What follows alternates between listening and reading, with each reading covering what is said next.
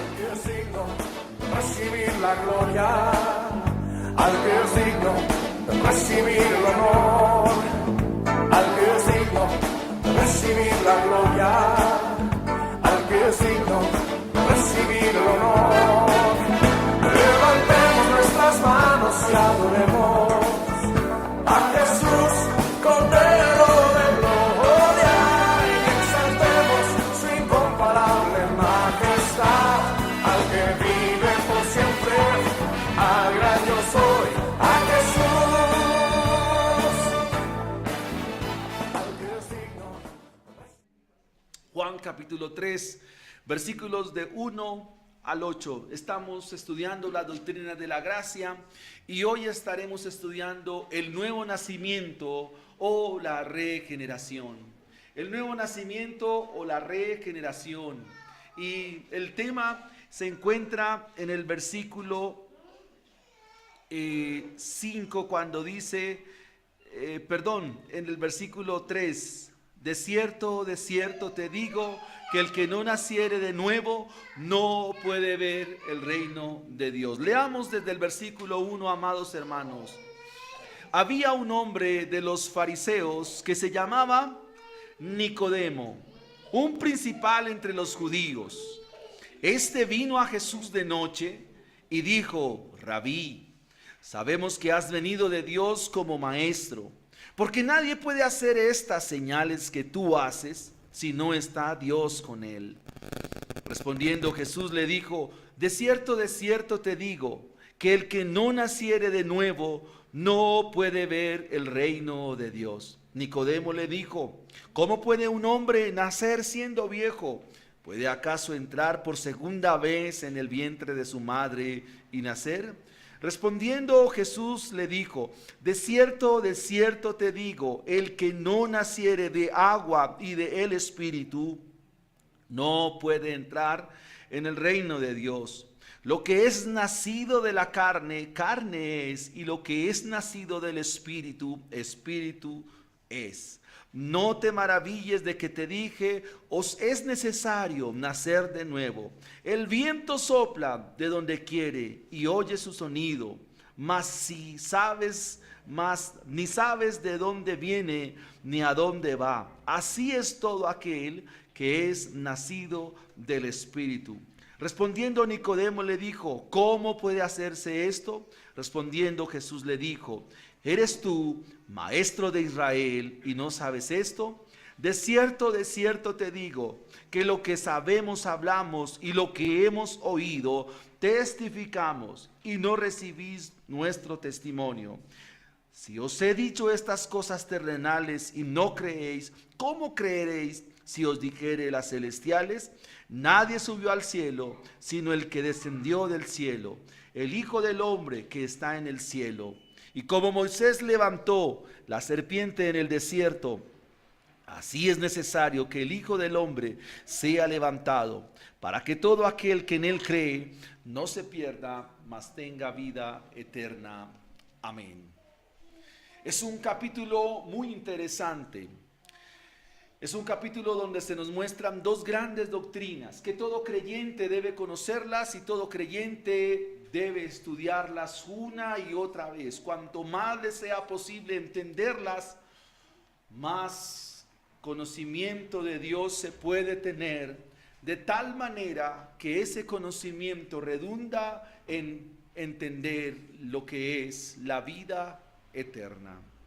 Encontramos entonces desde el versículo 1 al versículo 8 el nuevo nacimiento, y el versículo 14 nos presenta la justificación por la fe.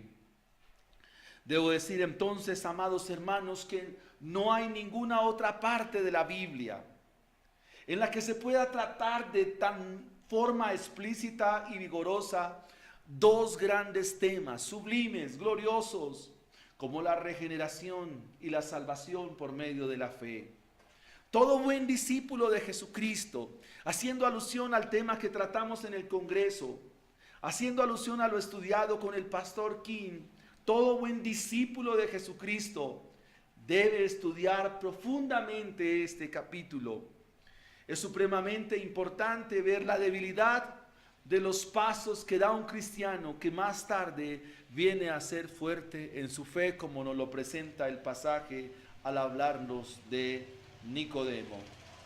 Queridos hermanos, la Biblia entonces nos muestra en esta mañana y que pudiéramos decir que este fariseo de nombre Nicodemo, principal entre los judíos, viene a Jesús de noche. Quizás tiene miedo por lo que la gente pueda decir de él al tener un encuentro con Jesús.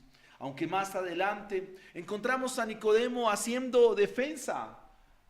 En Juan 7:31, cuando los fariseos interrogan a Jesús y Nicodemo dice, pero ¿acaso no es necesario? Nuestra ley dice que para que alguien se le interrogue es necesario primero escucharle. Y entonces eso nos muestra que este hombre, aunque el pasaje no nos dice cómo termina, en el capítulo 19 también encontramos haciendo cosas para enterrar el cadáver del Señor. No obstante, la gracia de Dios y el poder del Evangelio nos hace entender de manera clara y profunda la salvación, amados hermanos, que es en Cristo Jesús.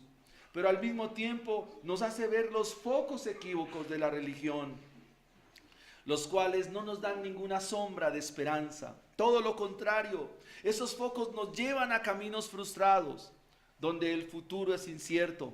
La duda hace presencia en el devenir de nuestra vida, en donde lastimosamente para muchos no hay certeza de salvación ni vida eterna, por cuanto no han nacido de nuevo. Es necesario nacer de nuevo. Es necesario nacer de nuevo. Así terminaba sus sermones el predicador inglés George Whitefield, y él predicaba una y otra vez: es necesario nacer de nuevo. Amados hermanos, quiero presentar a ustedes entonces 4 puntos. Y el primer punto que nos narra el Evangelio de Juan es el peso equívoco de la religión falsa. El peso equívoco de la religión falsa. Dice el capítulo 3, versículo 1, había un hombre de los fariseos que se llamaba, ¿cómo se llamaba? Nicodemo. Y este fariseo viene a Jesús. El texto lo muestra, dice, había un hombre de los fariseos que se llamaba Nicodemo y ostenta un título por encima de los fariseos comunes y silvestres de su época. Era un principal entre ellos. La palabra Nicodemo significa el principal entre muchos. El nombre Nicodemo significa el principal entre muchos, pero también lleva un calificativo o un distintivo que lo hacen diferente y que quizás lo marcan en medio de la sociedad de una forma peyorativa. Es decir, puede ser que el hecho de que sea fariseo le indica que llega a ser despreciado, llega a ser de una manera sustancial y respetado, porque el calificativo fariseo también tiene un sinónimo. ¿Y cuál es? Hipócrita. Mateo 23, cuando el Señor amonesta a los fariseos, le dice hipócritas. Una y otra vez el Señor les dice hipócritas. Pero este fariseo viene a Jesús, viene al encuentro con Jesús, y dentro de ese encuentro la Biblia entonces nos registra varios aspectos importantes. Había un hombre de los fariseos que se llamaba Nicodemo, un principal entre los judíos. El versículo 2 nos dice, este vino a Jesús de noche. ¿Por qué vino de noche? No lo sabemos. La Biblia no nos lo dice. La Biblia no nos lo muestra. Y pudiéramos usar la ¿cómo se dice? La especulación. ¿Tuvo miedo? Probablemente. No querían que los demás miembros del Sanedrín, que se componía de 71 personas, es decir, 70 ancianos y el sumo sacerdote, quizás Nicodemo quería que nadie se enterara de que él tuvo un encuentro con Jesús. Probablemente perdería su cargo, él era un principal de la sinagoga. Pero todas estas son suposiciones. Lo único que entendemos es que vino a Jesús de noche. ¿Qué hacían los fariseos? ¿Por qué el peso equívoco de la religión falsa presenta a este personaje en el encuentro con Jesús? ¿Qué había en los fariseos? La Biblia nos dice que evidentemente ellos creían en la ley judía, pero que amaban más las tradiciones. Se cuidaban de lo que el pueblo decía de ellos. Es más, ellos amaban orar en las esquinas. Demudaban sus rostros para que les dijeran, ellos están en ayuno. Y el Señor los tilda de hipócritas. En cierta ocasión el Señor va a comer a la casa de un fariseo llamado Simón. Y cuando llega allí, de acuerdo al Evangelio de Lucas, Simón observa que el Señor no se lava las manos para comer. Y viene la reprensión de Simón al Señor y lo señala y le dice, ¿por qué no te lavas las manos para comer, Señor, maestro? Y el Señor también le contesta y le dice, porque ustedes se fían de las tradiciones, ustedes procuran lavar mucho los utensilios, procuran lavarse en ustedes, pero ustedes no han lavado lo más importante, que es sus vidas. Y viene entonces este fariseo llamado Nicodemo y tiene su encuentro con Jesús. Y aquí viene un aspecto muy importante en su encuentro con Jesús. La pregunta entonces a resolver es, ¿cómo veía Nicodemo a Jesús? ¿Qué dice el pasaje? Versículo 3. Viene a Jesús de noche y lo primero que le dice es, Rabí, maestro. Es interesante porque Nicodemo ve a Jesús como un maestro. Y le dice estas palabras, sabemos que has venido de Dios como maestro, porque nadie puede hacer estas señales que tú haces si no está Dios con él. ¿Cómo veía entonces Nicodemo a Jesús? Amados hermanos, lo veía como un religioso. Y al verlo como un religioso, no puede identificar la verdadera esencia del maestro. Muchos de nosotros, amados hermanos, ¿cómo vemos a Jesús? ¿Cómo lo ven ustedes, amados hermanos? ¿Qué cara de Jesús es la que más les llama la atención? ¿Con qué ojos ustedes vislumbran a Jesús? Este hombre entonces le dice, maestro, nadie puede hacer estas cosas si Dios no está con él. Probablemente muchos de nosotros hemos visto a Jesús de manera religiosa. ¿Y por qué lo vemos de manera religiosa? Porque no hemos nacido de nuevo. ¿Os es necesario nacer de nuevo? Hay muchos aspectos del carácter de Jesús que nos gustan, que nos agradan, pero sencillamente es aspectos religiosos, amados hermanos. Y la vida entonces religiosa no nos deja ver el cuadro completo de la salvación, y mucho menos no nos deja ver quién es este gran Salvador. Maestro, sabemos que has venido de Dios. Pero algo que tenían los fariseos, amados hermanos, es que veían a todo aquel que venía de Dios, lo veían sencillamente como un enviado de Dios. Pero Nicodemo no se da cuenta que Jesús viene es como Mesías, como el Mesías Salvador. Y Nicodemo entonces, en toda su religiosidad, dice lo siguiente: porque nadie puede hacer estas señales. Nicodemo entonces veía a Jesús como un milagrero. Lo veía haciendo milagros. Y la palabra aquí son señales. Dice, nadie puede hacer estas señales. O sea, sabemos que has venido de Dios y que nadie puede hacer estas señales si Dios no está con él. Y ahora pregunto, amados hermanos, ¿cómo vemos a Jesús nosotros? ¿Lo vemos desde el punto de vista religioso? ¿Cómo lo ven ustedes, amados hermanos? ¿Lo ven como alguien que simplemente hace los milagros y ya? ¿Cómo ven ustedes a Jesús? ¿Quién es Jesús para ustedes? Esa es la pregunta más importante del Nuevo Testamento. Vosotros, mis discípulos, ¿quién dicen que soy yo? El apóstol Pablo, camino de Damasco, hace la gran pregunta del libro de los Hechos. ¿Quién eres, Señor? ¿Quién eres, Señor? ¿Quién es Jesús? ¿Quién es Jesús para la iglesia? ¿Quién es Jesús para sus vidas? ¿Quién es Jesús para sus hogares? ¿Quién es Jesús para esta iglesia? ¿Lo vemos religiosamente? ¿O ustedes lo ven como el Salvador? ¿Quién es Jesús? Para esto que llamamos cristianismo en Colombia, ¿quién es Jesús? Jesús no deja de ser para muchos un simple profeta. En el capítulo 24 de Lucas, ustedes observan a dos discípulos. Uno de ellos se llamaba Cleofas. Y se le acerca un forastero.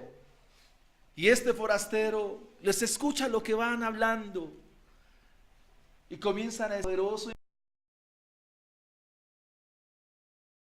en palabra, poderoso en hechos. Dijo que resucitaría, pero no ha resucitado. Pero ese varón, ese forastero que los acompaña, era el mismo Jesús. Y les dice al final, tardos y necios de corazón. Era necesario que el Cristo padeciese, era necesario que el Cristo sufriese, pero al tercer día resucitaría. Este vino a Jesús de noche, este fariseo Nicodemo, y viene cargado del peso equívoco de la religión. Amados hermanos, ¿qué es la religión? Es el método, el diseño del hombre por querer alcanzar a Dios. Eso es la religión. Y la Biblia entonces nos va a dejar muy en claro una y otra vez que el hombre ni puede ni quiere. Y eso entonces nos lleva a entender que nosotros, si nos acercamos a Jesús, amados hermanos, de manera religiosa, no vamos a tener un encuentro con Jesús y mucho menos no se marca en nosotros el nuevo nacimiento. Es necesario, amados hermanos, nacer de nuevo. Versículo 3. Respondiendo Jesús le dijo, de cierto te digo, que el que no naciere de nuevo no puede entrar en el reino de Dios. Amados hermanos, cuando un hebreo enfatiza doblemente unas palabras, ¿qué significa? Que lo que va a decir es muy importante. Es muy importante. Es necesario nacer de nuevo. Es necesario, amados hermanos, nacer de nuevo. Y esa es la pregunta inicial. ¿Han nacido de nuevo?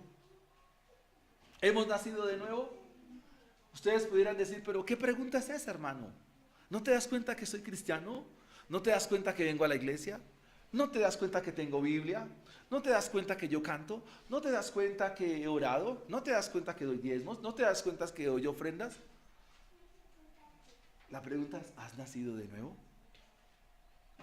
¿Recuerdan la pregunta inicial? ¿Tu mamá ha tenido hijos? Es una pregunta muy ¿qué? Muy tonta, muy bobita. Pero es lo que el Señor quiere darnos a entender. Por muy bobita que sea la pregunta, por muy tonta que sea la pregunta tiene una seriedad importante. ¿Has nacido de nuevo?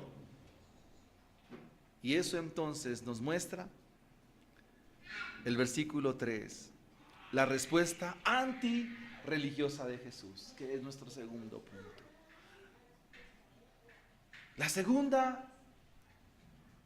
El segundo aspecto, la pregunta antirreligiosa. La pregunta anti la religión. ¿Y cuál es la respuesta? Es necesario nacer de nuevo. Porque si no es así, ¿cuáles son las consecuencias de no nacer de nuevo? ¿Cuáles son las consecuencias de no nacer de nuevo? La muerte eterna. ¿Cuáles son las consecuencias de no nacer de nuevo, niños? ¿Qué dice la Biblia? Dice la Biblia, leámosles el texto, la respuesta del Señor es: de cierto te digo, que el que no nace de nuevo no puede ver el reino de Dios. No puede. No puede ver el reino de Dios. Y aquí viene una pregunta que no la puedo desconectar del Evangelio de Juan. ¿Qué se necesita para nacer? Biológicamente, ¿qué se necesita, amados hermanos? ¿Qué se necesita? ¿Usted cómo vino a este mundo? ¿Cuál fue el proceso? ¿Qué se necesitaron? Dos elementos, ¿verdad? ¿Cuáles? La semilla del varón, que se llama el esperma, el espermatozoide. ¿Y qué más? ¿Y así solo? ¿El qué? El óvulo, ¿verdad? De esa manera es que nosotros, y se requiere de un vientre donde haya esa concepción. ¿Qué se requiere entonces? ¿Qué se requiere? Y un espermatozoide. Pues es lo que Dios ha hecho. Y quiero que miremos, por favor, Juan capítulo 1, versículos 12 y 13. Dice la Biblia: mas a todos los que le recibieron, Juan 1, 12 y 13, mas a todos los que le recibieron, a los que creen en su nombre, les dio potestad de ser hechos hijos de Dios, los cuales no son engendrados de sangre, ni de voluntad de carne, ni de voluntad de varón, sino de Dios. La primera palabra que entonces aparece en Juan 1, 13 es: los cuales no son engendrados. Es decir, que se requiere la concepción. Esa palabra engendrar es la palabra griega genos. Genos, de genes. Genos. Y esa palabra se usa para engendrar. Y lo primero que se nos muestra acá, amados hermanos, es lo siguiente. Miremos con atención el versículo. Mas a todos los que le recibieron, a los que creen en su nombre, les dio potestad de ser hechos hijos de Dios. Es decir, que hay una cualidad: haber sido hechos hijos de Dios. Hijos de Dios. Pero el versículo 13 nos pone en la perspectiva correcta del Evangelio. Y entonces el versículo 13 nos dice que los hijos de Dios son aquellos que no son engendrados de ¿qué? De sangre, ¿verdad? No son engendrados de sangre. ¿Y qué significa eso? ¿Qué creían los fariseos? ¿Qué creían los judíos? Ellos creían que por ser del linaje de Abraham, eso les iba a dar la garantía de ser hechos hijos de Dios. La pregunta ¿es así como funciona? Se la pongo en una perspectiva actual. El hecho de yo creer, de que yo pueda creer, ¿eso le da la garantía a mis hijas de que sean cristianas? Ellas también deben nacer de nuevo. Por muy creyente que yo sea y por muy cristiano que yo sea, eso no significa que mis hijas sean creyentes. O sea, eso no les da garantía a mis hijos. Y los judíos eran orgullosos de sus antepasados, de su linaje y de su sangre. Decían: linaje de Abraham somos, nuestro padre es Abraham. Y el Señor, ¿qué les dice? Si ustedes fueran hijos de Abraham, las obras de Abraham harían. Y el apóstol Pablo, hablando a los romanos en el capítulo 9, dice: no todos los que dicen que son descendientes de Abraham son hijos de Abraham, sino los que son conforme a la promesa. Queridos hermanos, cuando la Biblia nos dice que no es por sangre, es porque no es por sangre. La salvación no es hereditaria. El nuevo nacimiento no es heredado. Dice, versículo 13, los cuales no son engendrados de sangre. Pero el versículo no se queda ahí, dice, no son de sangre, ni de voluntad de qué, ni de voluntad de carne. ¿Y qué significa eso, amados hermanos? Que no sea de voluntad de carne. Significa, amados hermanos, que no es por estar en un lugar, que no es por estar en la iglesia que yo voy a nacer de nuevo, que no es por tener tradiciones, no es por eso, no es por sangre, no es por voluntad de carne. Por más que yo los quisiera convertir a ustedes, no puedo, amados hermanos. Y por más que usted se quiera convertir, usted tampoco puede.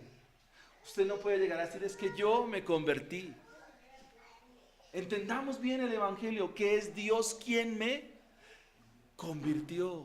Por más que usted diga, yo quiero ser cristiano, yo quiero. Es que aquí no está en su querer, aquí está en el querer de Dios. Y eso nos muestra una y otra vez la incapacidad de ¿quién? Del ser humano. ¿Sí dice así sus Biblias? Los cuales no son engendrados de sangre ni de voluntad de carne. O sea, en el ser humano no existe la voluntad para convertirse. ¿Sí dice así sus Biblias? ¿Sí dice así el versículo 13 de Juan? Ni de sangre, ni de sangre, ni de voluntad de carne. Y otra vez se refrenda, ni de voluntad de ¿quién? De varón.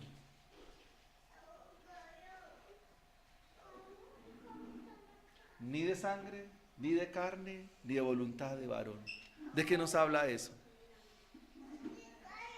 ¿Podemos o no podemos? Pero viene el adverbio de tiempo, coma. ¿Se dice así? Es un adverbio, es un cambio de idea. Sino de Dios. ¿Sí somos claros, amados hermanos? A ver conmigo. El nuevo nacimiento se produce ¿por qué? Porque alguien tiene que engendrar. ¿Nos puede engendrar la sangre? No. ¿Algún varón? ¿La voluntad humana? ¿Quién nos engendra? Dios. Dios nos engendra. Esos son los que pueden recibir al Señor, si usted lo quiere ver así. Esos son los que pueden creer en Juan 3:16. De la misma manera, entonces, la Biblia nos deja claro que para nacer de nuevo, o el evangelio de la salvación, el evangelio de la gracia, es exactamente eso, una acción de gracia. Queridos hermanos, avancemos entonces a Juan capítulo 3. Estamos estudiando el nuevo nacimiento, la regeneración. El nuevo nacimiento o la regeneración. ¿Cómo queda Nicodemo ahí? Queda muy desarmado. ¿Y por qué queda desarmado? Porque Nicodemo es un religioso. Y en la religión no se puede comprender la gracia de Dios. Nuestro primer punto, ¿cuál fue? El peso equívoco de la religión. Nuestro punto número 2, la respuesta de Jesús. Y nuestro punto número 3 es la ignorancia y la necedad del pecador. ¿Cómo responde Nicodemo en el versículo 4? Nicodemo le dijo, miren lo que dice Nicodemo. ¿Cómo puede un hombre nacer siendo viejo? Y vuelve y pregunta, ¿puede acaso entrar por segunda vez en el vientre de su madre y nacer? ¿En qué estaba pensando Nicodemo, amados hermanos? Estaba pensando en gracias Pedrito, son dos preguntas como descabelladas. Y eso solo deja ver varios aspectos. Número 1, la realidad espiritual de Nicodemo. Principal entre los fariseos, un principal de la sinagoga, ostenta el título de la más alta casta del linaje en el judaísmo, fariseo, pero el Señor lo aterriza en el versículo 10 cuando le dice: ¿eres tú maestro de Israel y no sabes estas cosas? Podemos tener conocimiento bíblico, podemos tener conocimiento de las sagradas escrituras, pero si no has nacido de nuevo, eso no te sirve. El Señor en su confrontación con los fariseos les dice: ustedes escudriñan las escrituras porque les parece que en ellas tienen la vida eterna, pero no se dan cuenta que ellas hablan de mí. Y 1 Corintios 2:14 nos dice: el hombre natural o el hombre religioso no puede discernir las cosas que son del Espíritu porque le son locura. Y lo que está respondiendo Nicodemo es pura locura. ¿Puede acaso un hombre siendo viejo volver al vientre de su madre? Es una pregunta fuera de qué, de base. Yo pregunto, con mi tamaño, ¿yo puedo volver a caber en el vientre de mi mamá? En eso está pensando Nicodemo. ¿Puede un bebé volver a regresar al vientre de mamá y nacer de nuevo? ¿Cómo está respondiendo Nicodemo? Naturalmente, dice: ¿cómo puede ser esto? Y el Señor le dice: ¿eres tú maestro de Israel y no sabes esto? Y eso me lleva a pensar en el libro de Samuel capítulo 3, que el mismo Samuel dice que ministraba al Señor, pero que el conocimiento de Dios y la palabra de Jehová no le había sido revelada. Hay mucha gente que sirve en la iglesia, hay mucha gente que sirve en las congregaciones, pero no han nacido de nuevo, no conocen a Dios, ni conocen el plan de Dios. Nicodemo está pensando en un plano netamente terrenal, amados hermanos. Nicodemo está pensando en un plano que no tiene sentido. Las dos preguntas de Nicodemo no tienen sentido. Pero el Señor, que es tierno y compasivo, le dice a Nicodemo qué es lo que hay que hacer. Y el Señor le dice entonces a Nicodemo: ¿qué se necesita para nacer de nuevo? Versículo 5. Respondió Jesús: de cierto te digo, el que no naciere, y presenta los dos elementos para nacer de nuevo. ¿Cuáles son? El agua y el Espíritu. ¿Qué se necesita para nacer de nuevo, amados hermanos? El agua y el Espíritu. ¿Qué se requiere entonces para nacer de nuevo?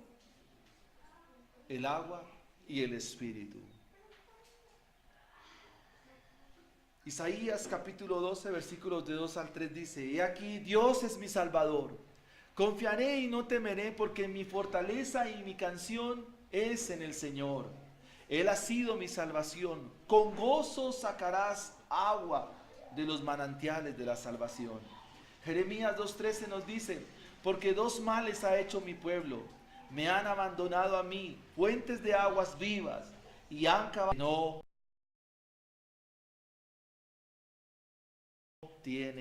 que no retienen el agua. Efesios capítulo 5 versículos 26 dice que el Señor, para purificar la iglesia y para santificarla, la hizo por medio del lavamiento del agua, que es la palabra de Dios. ¿Cómo funciona esto, amados hermanos? ¿Cómo se obra entonces el nuevo nacimiento? ¿Cómo se obra la regeneración? Para que haya regeneración se requiere la palabra de Dios y la obra del Espíritu Santo. Si el Espíritu Santo no está en una persona, si el Espíritu de Dios no está en el corazón de una persona, no puede nacer de nuevo. ¿Por qué? porque es por el mismo Espíritu de Dios, es por el Espíritu glorioso del Señor, por el dulce Espíritu de Dios, que yo puedo entender la verdad del Evangelio. Y cuando se me predica el Evangelio, o el medio por el cual Dios llama a salvación a sus hijos, es el Espíritu mismo quien nos conduce hacia toda verdad. Juan 14:16 dice que el Padre mismo, y dice el Señor, y yo rogaré al Padre y os dará el otro consolador, para que esté con vosotros para siempre, el Espíritu de verdad, el cual el mundo no puede recibir porque no le ve ni le conoce, pero vosotros le conocéis porque mora con vosotros y estará en vosotros. Es por medio del Espíritu de Dios que venimos al nuevo nacimiento. Muchos lugares presentan de forma contraria el Evangelio, porque nos dicen que para recibir el Espíritu de Dios, yo debo estar limpio, yo debo estar santo. La pregunta, ¿así es como funciona? Y que si uno no está limpio, entonces Dios no hace presencia en mí porque Él es santo. Eso es verdad, que Dios es infinitamente santo. Pero no es verdad que para que Él venga a mi vida, yo tengo que estar plenamente limpio. No es así. Queridos hermanos, cuando el Espíritu de Dios viene a nuestra vida, es el mismo Espíritu quien comienza a sacar por medio de la palabra del Señor, comienza a sacar por las sagradas escrituras, comienza a sacar por el mensaje de la palabra de Dios todo lo malo, todo, perdónenme hermanos, toda la basura que hay en nuestro corazón. Es como cuando llegamos a una casa donde esa casa lleva mucho tiempo de estar baldía, de estar sucia, y comienza uno a barrer los escombros y a sacar, de tal manera que en la medida que se va sacando, la casa va quedando limpia, y ese proceso se llama la santificación. Así es que está obrando el Espíritu de Dios. Y lo que usa el Espíritu de Dios para santificarnos, es decir, para apartarnos cada día más, es la palabra del Señor. Juan 17:17, el Señor rogando por su iglesia, rogando por nosotros, dice: Padre, santifícalos en tu verdad, tu palabra es verdad. En la medida que acudimos a las Escrituras, Dios por su Espíritu estará depurando, Dios por su Espíritu estará sacando, Dios por su Espíritu y su palabra nos estará santificando. Por eso la cita de Juan 14:16 y 17 dice: y yo rogaré al Padre y os dará otro consolador. Y esa palabra consolar es aquel que sale en tu defensa, aquel que sale en tu ayuda, aquel que sale a asistirte en los momentos débiles, en los momentos donde nos sentimos que vamos a tropezar y que vamos a caer. Allí es donde viene Dios por su Espíritu para ayudarte, para fortalecerte, para socorrerte, para levantarte. Pero no solo eso, sino que el Espíritu de Dios, amados hermanos, nos conduce hacia la verdad. Y cuando somos conducidos a la verdad, significa que Dios nos saca del error y nos saca de la mentira. Esa es la obra del Espíritu Santo. Es necesario nacer de nuevo. Y el Señor entonces le deja consignado a Nicodemo que para nacer de nuevo se requiere la palabra de Dios y la obra del Espíritu Santo. Sin estos dos elementos, queridos hermanos, es imposible nacer de nuevo. No se puede nacer de nuevo. Nacemos de nuevo ¿por quién? Por la palabra y el Espíritu de Dios. Efesios capítulo 1, versículos 13 en adelante, nos dice que el Señor nos ha sellado, que el Señor nos selló.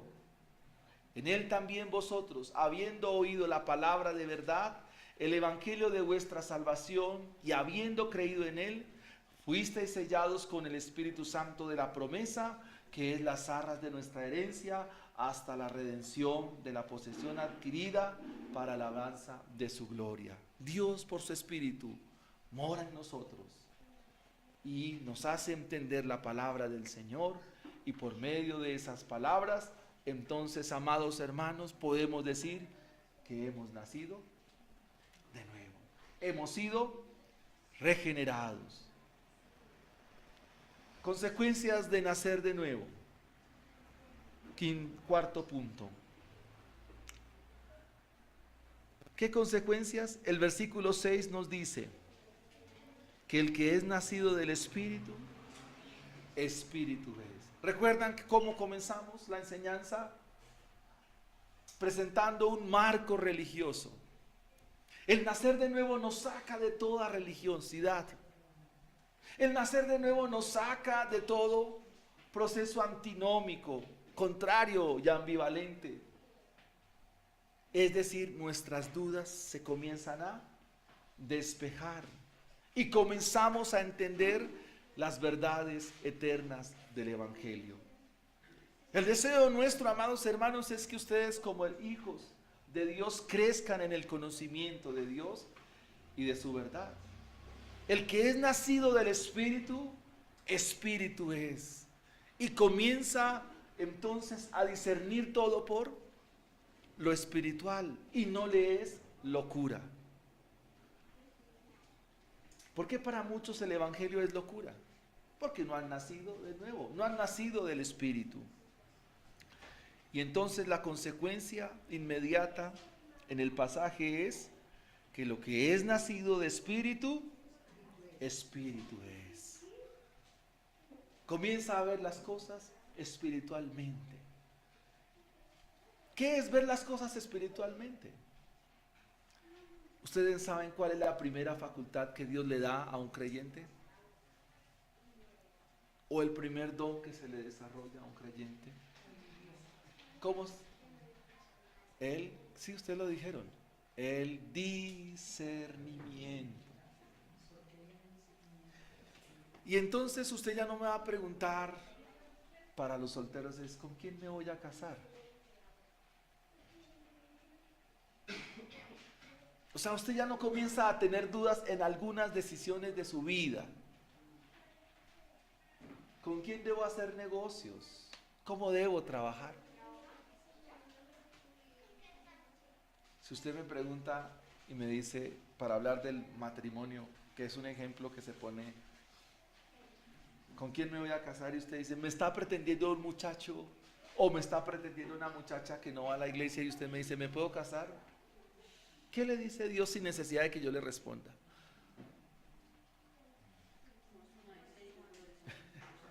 ¿Cómo, hermanos? No os unáis en yugo desigual. Ahora usted me dice como papá, ¿cómo criar a mis hijos? ¿Qué le dice la Biblia? En amonestación y disciplina del Señor. O sea, comenzamos a entender las cosas como por la Biblia. Y lo primero después de entender y discernir las cosas es que la palabra del Señor nos va conduciendo hacia toda verdad. Y miremos por favor Romanos capítulo 8. Romanos capítulo 8, la gloriosa epístola a los romanos.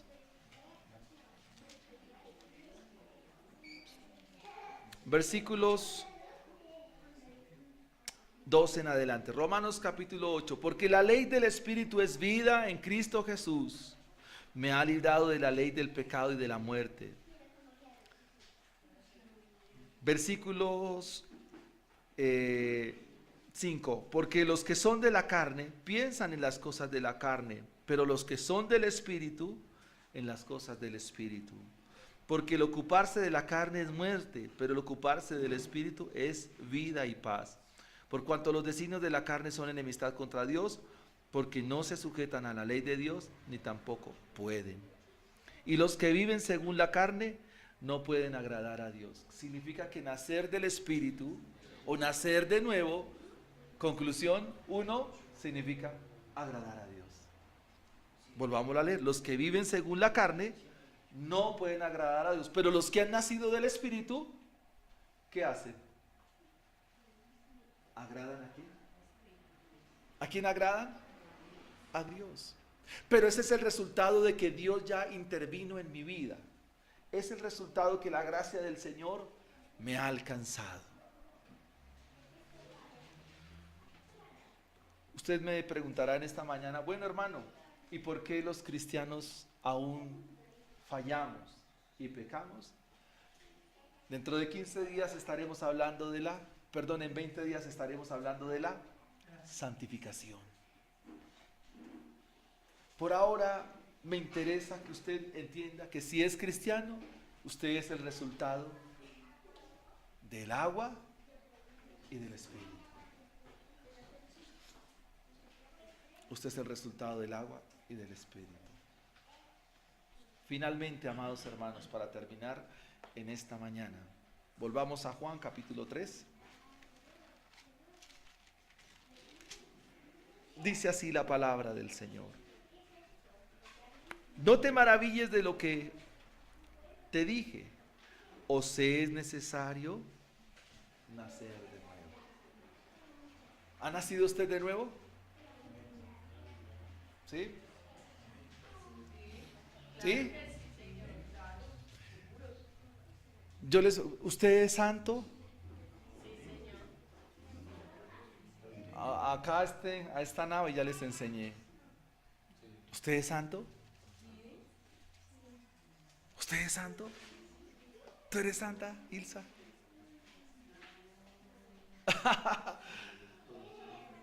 Julio, ¿tú eres santo? Diga sí. Nosotros hemos confundido la santidad con ser buena gente. No, eso no tiene, un término no tiene que ver con el otro. ¿Usted sabe cómo Pablo se refiere a los corintios? ¿Quiere mirarlos? Miremos primero a los corintios. Miren, si había una iglesia llena de pecado, eran los corintios. Uy, qué iglesia. Era una iglesia que estaba dividida. ¿Cuántos habían en la iglesia? ¿Cuántos bandos había en la iglesia de Corinto? 4. Unos eran de Apolos, otros de Cefas, otros de Cristo y otros de Pablo. Y otros de Millas. Esos eran los más. No, mentiras, hermano. No, Marquita, tranquilo. Eran de Santa Fe. Pero ¿cómo Pablo se refiere a ellos?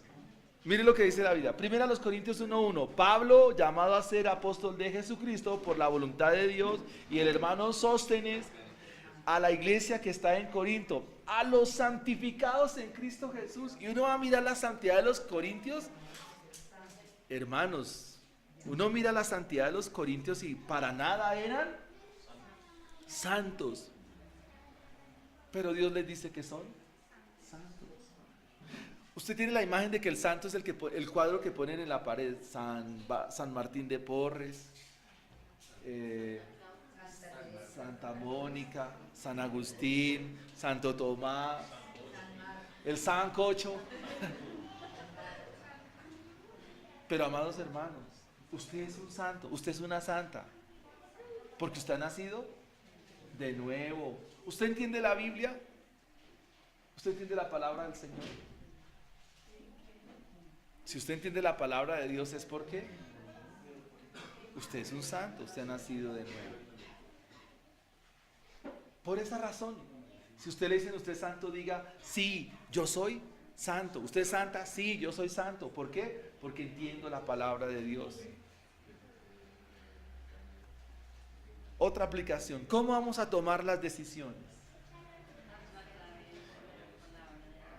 Por las convicciones que yo tengo como cristiano. Si nosotros hemos nacido de nuevo, esta bendita palabra, esta gloriosa palabra será parte esencial de toda mi vida.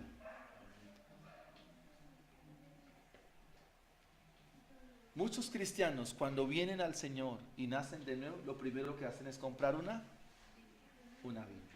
Eso es lo primerísimo que hacen. Y la leen, y la estudian, y preguntan. Porque ahora son conducidos hacia toda verdad. y el Espíritu de Dios lo santificará.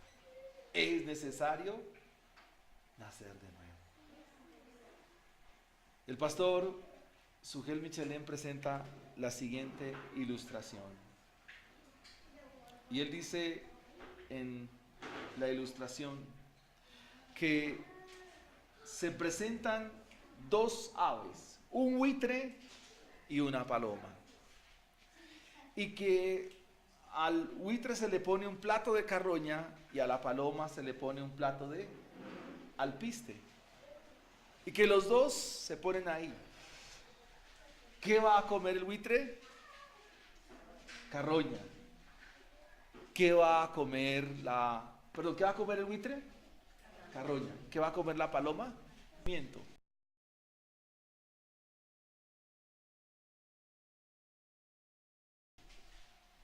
Hacer que el buitre coma alpiste. ¿Y cómo va a pasar eso?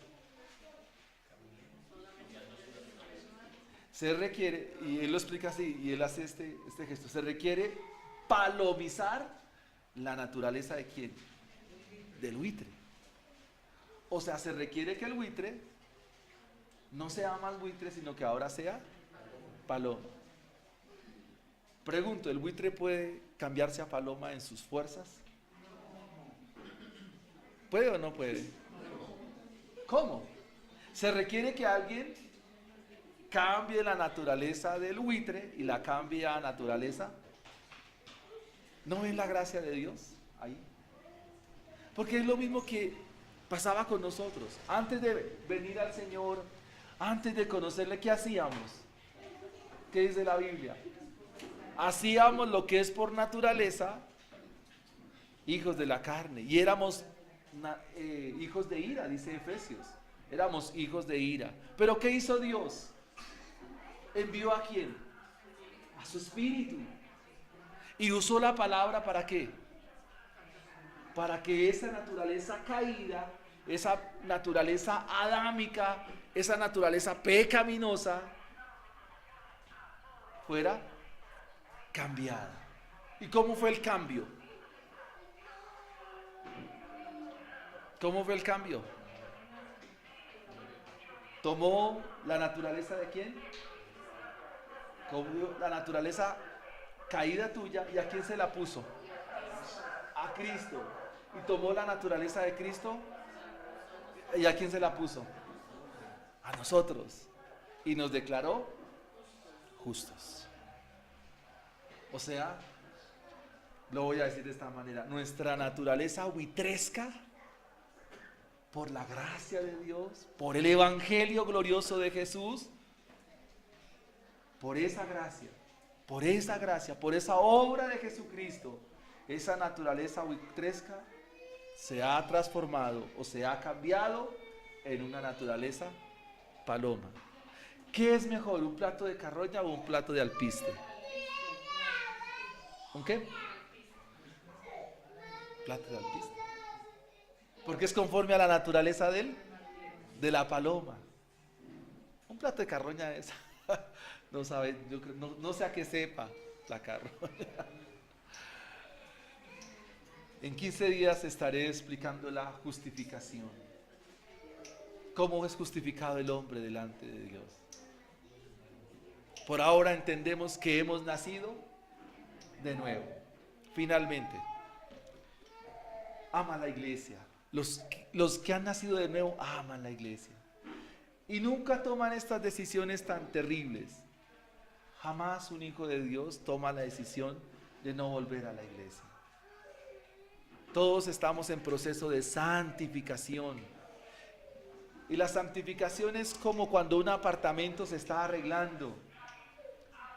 El pastor Michelén dice que en cierta ocasión él estaba en un apartamento y estaban arreglando el apartamento del lado, el de este lado, el de arriba y el de abajo. Y que dele golpes a las paredes. Imagínese usted por a las 2 de la mañana durmiendo y que comiencen a golpear en el otro lado. ¿Cómo le es a usted? Molesto. Pero así pasa con los hermanos, están en remodelación y a veces eso nos incomoda. ¿Hemos nacido de nuevo? Sí, amén. Qué gozo que el Señor ha cambiado esta naturaleza caída, buitresca, en naturaleza conforme a Él, conforme a Él. Glorificar a Dios, que en Cristo gracia da. Lavadas nuestras culpas son